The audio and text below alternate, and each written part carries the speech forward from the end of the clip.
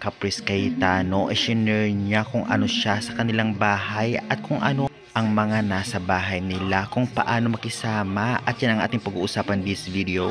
Kaya before that guys, please naman huwag niyong kalimutan mag-like, comment, subscribe for more PBB 2.0 updates. Maraming salamat.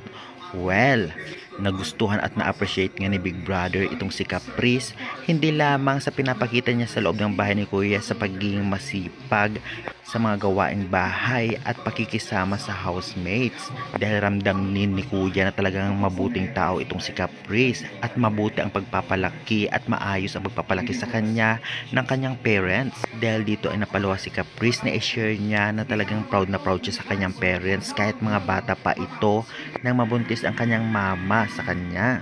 At never niyang ma-experience na pinabayaan siya ng kanyang parents kahit mga murang edad pa lamang ito. Kaya sigurado daw ng kanyang parents na talagang hindi magagaya sa kanila ang kanilang anak kagaya ni Caprice, kaya proud na proud siya. Kaya guys, anong say nyo? Totoo bang tama ang pagpapalaki kay Caprice? I-comment nyo na.